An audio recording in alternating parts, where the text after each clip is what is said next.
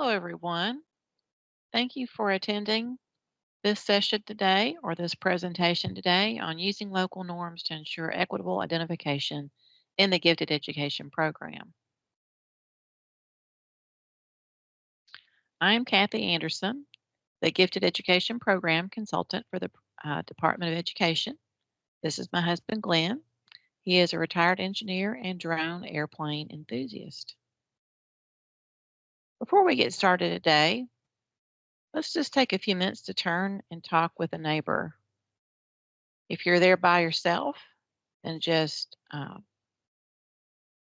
think to yourself, what are your roles as a gifted and talented coordinator, GT teacher, school counselor, or principal or parent? Think about why you came to this session or to this presentation.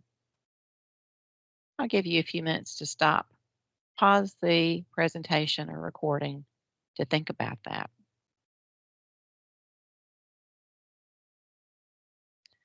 Next, take a few minutes also to just pause and think about how does your role affect how students are identified for gifted education services. If you've got an elbow partner or someone that you're watching the presentation with, turn to that person and discuss. And at this point, you could stop, pause the presentation, and just talk and discuss that or think about that for a minute to yourself. Today's topics are going to include an overview of local norms. We're also going to talk about the gifted regulations and local norms. We'll look at some best practices for local norms. And also I'm going to show you some local norms tools, tips, and some resources. So our first objective is to talk about local norms to a person who maybe is not in education or somebody maybe who is in education. This is important because if we don't know what local norms are, how can we be prepared to explain it to someone else? To help us in this task, please take a minute to respond to the question using the Google Jamboard. I'll give you a few minutes or so to respond and to bring up the Jamboard and to record your responses.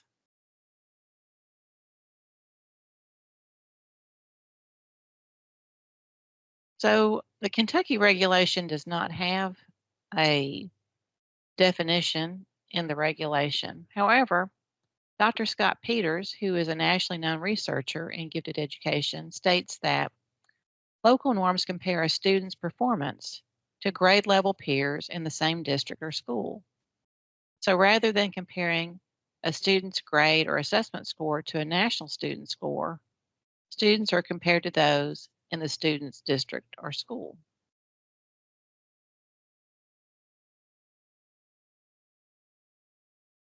Here is another quote by Dr. Peters.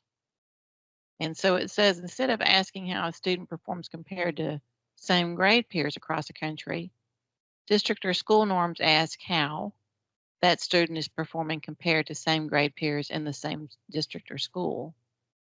That's basically what local norms are.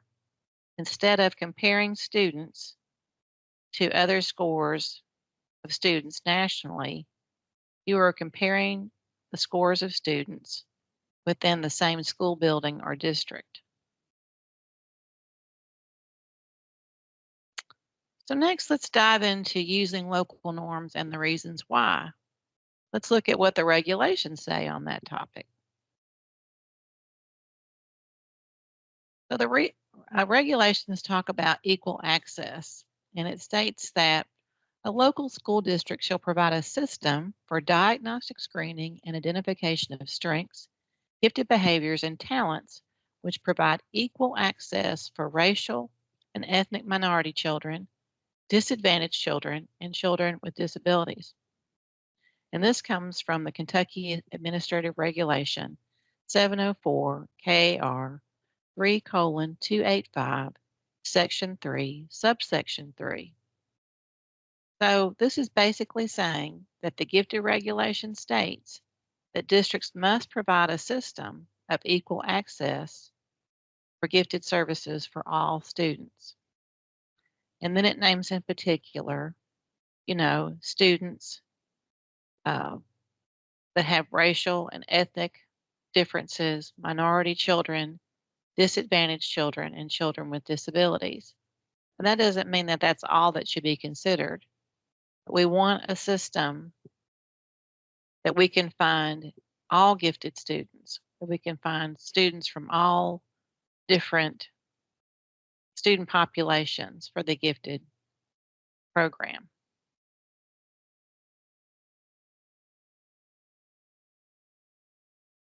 So next, I'd like to think of this as a comparison of apples to apples versus apples to oranges.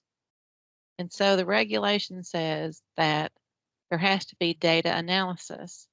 A district shall develop a system for analyzing student data for the purposes of comparison of students under consideration for identification to local or national norms, including those required in this administrative regulation, and to district established criteria of eligibility for each category of giftedness.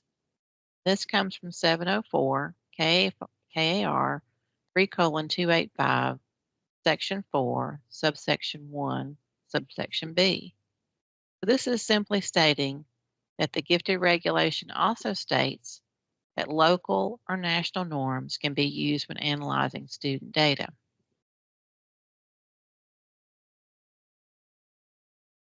Next, let's look at Objective 3, which is local norms best practices. Recent data research indicates that high ability students from underrepresented populations are scoring lower than the typical advanced learner. Using local norms reduces this gap and assists us in finding advanced learners who can do more in the classroom.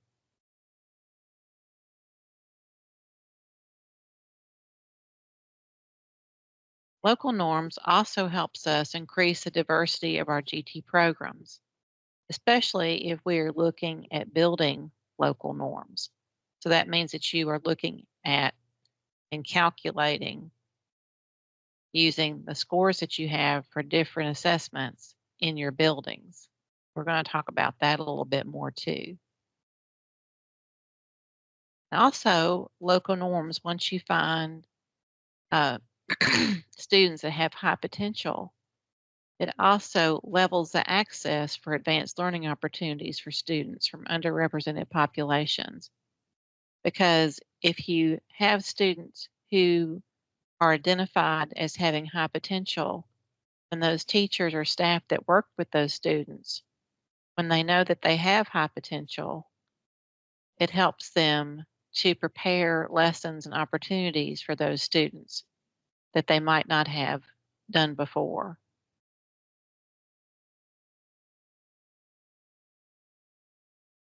Let's talk about some barriers and some best practices. So, some possible barriers to identifying students using local norms effectively can be a district's policies and procedures. For example, the district might require 2 assessments in a subject area with certain scores. Or it might be assessments which are not culturally appropriate could cause barriers. For example, if a student is not familiar with a vocabulary, and that vocabulary is unfamiliar to that student, then they might not understand the question and might miss the question or just skip the question altogether. I had someone give me an example of like the word yacht. Like a student might not know what the word yacht is, but they know what a boat is. Also, extra hoops. Extra hoops can be like adding on extra requirements, which are not part of the regulation, which might cause barriers to some students being ineligible for services as well. For example, the regulation states for some of the areas that students have to score at the ninth stay 9, which starts at the 96th percentile and goes on above. Well, the district might decide, well, we want to start at the 97th percentile. And there's nothing wrong with that, but that might exclude some of the students in the district. Let's talk about some of the best practices. So, a good best practice is universal screening. Universal screening is the best practice because it ensures all students have an opportunity to be reviewed for GT services. So, when you're giving an assessment, it's not just given to a student based on a recommendation, but all students have the opportunity to take the test and to show what they can do. That way, no students are missed in this process. Another best practice is using the word or rather than and. And that kind of goes back to that thought about extra hoops. Using or rather than and, like in your policies and procedures. Using and usually means adding another hoop for students to have to jump through, whereas or usually indicates a choice or a pathway. Also, reviewing assessments is the best practice because it ensures the assessment is appropriate for different cultures and does not use phrases or examples which might be unfamiliar to some. So that kind of goes back to those possible barriers. So it can also be a best practice for reviewing assessments. If you notice in your district that perhaps you are not identifying any students for a certain category, it might be time to review the assessment to see if that assessment is outdated or has biases or hindrances for students in your certain demographic of your part of the state or region or district.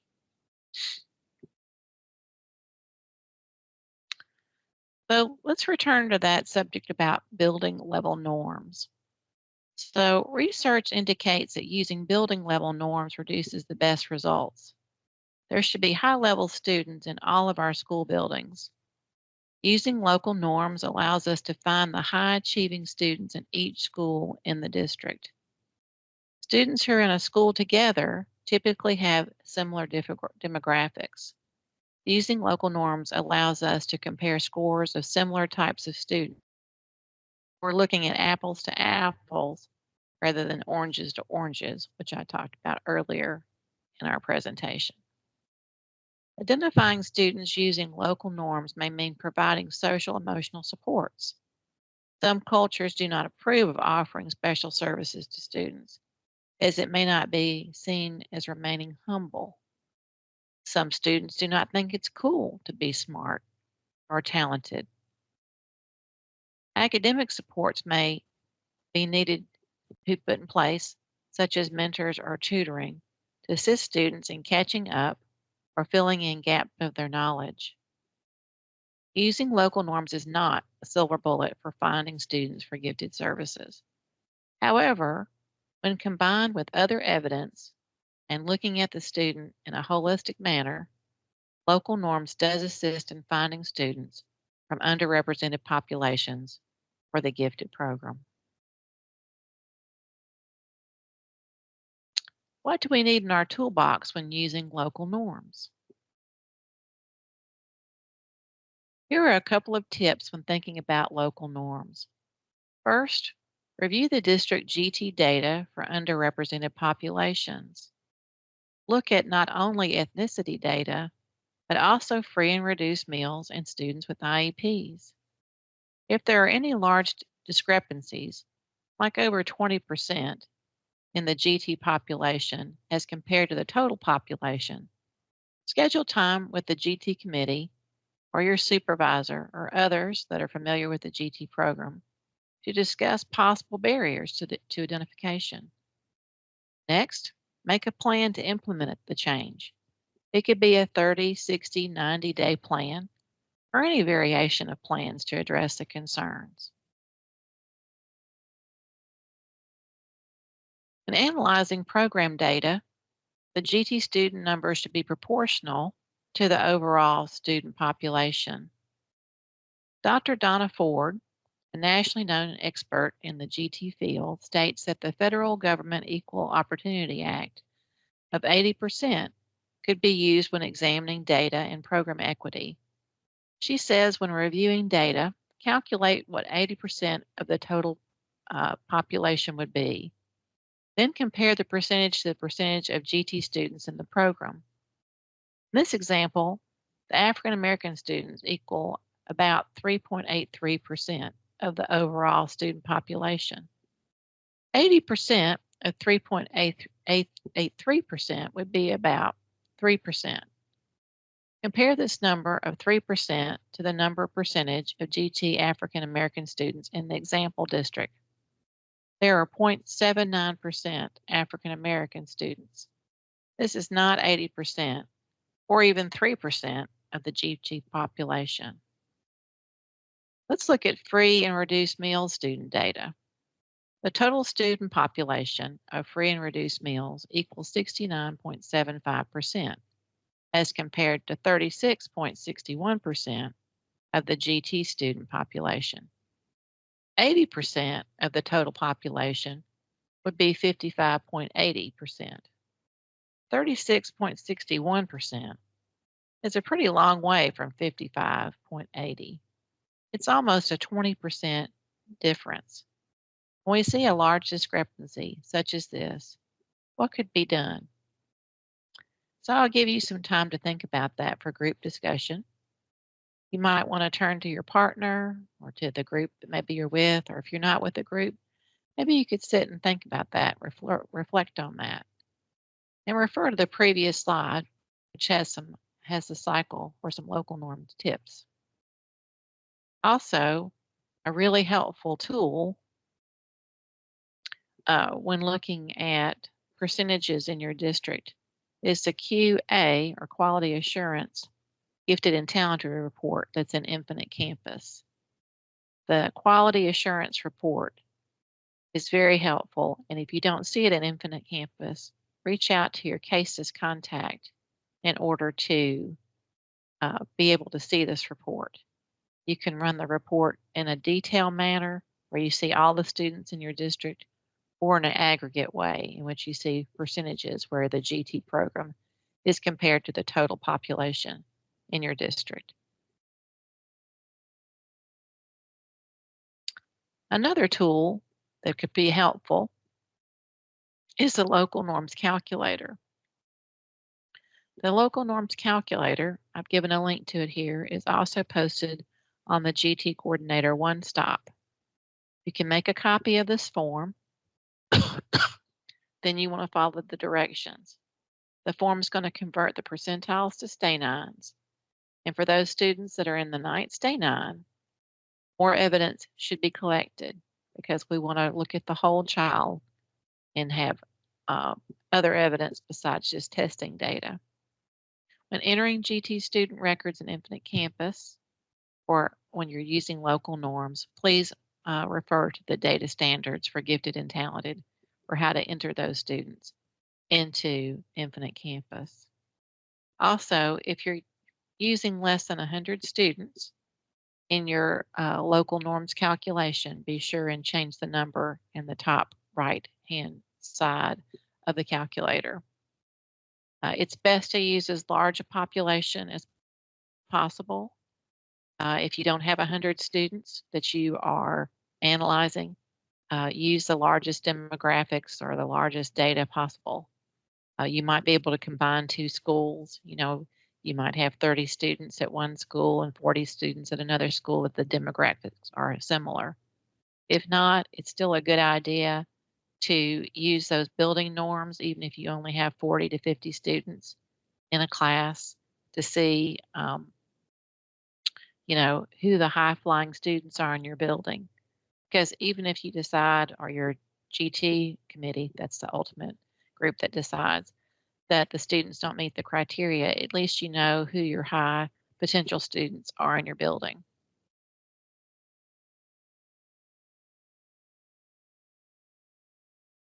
There are several local norms resources to assist GT staff in reviewing student data.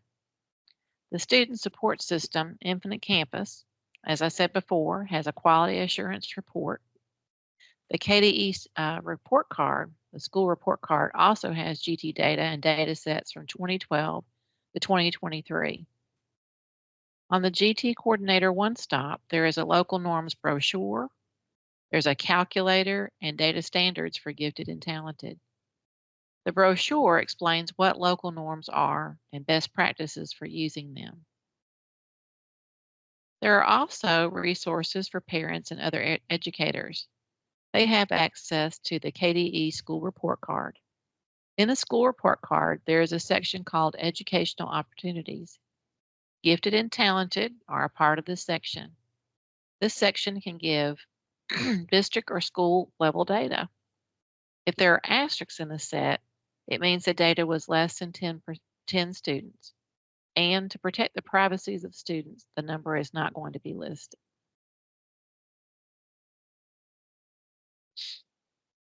Here are some other sources used in today's presentation. So if you'd like to take a deeper dive into those, you can. Also, here are some resources regarding local norms. And some of these I've already alluded to, like the GT Coordinator One Stop, which is a SharePoint site for GT educators. If you click on that link and you don't have access, I'll get an email asking for access, or you can send me an email asking for access. Assessments and tests, that's a National Association for Gifted Education article. There is another article called Understanding and Using the Naglieri General Ability Test by Dina Brules, Buye, Kimberly Lansdowne, and Jack Naglieri. Then there's also another article by Scott Peters, Karen Rambo Hernandez, Jonathan Plucker, Matt Makel, and Michael Matthews about the effect of local norms on racial and ethnic representation in gifted education. So just wrapping up today, this presentation and video will be posted on the GT Coordinator One Stop. Please use the link in the presentation if you'd like to send me a request for ELA credit via email.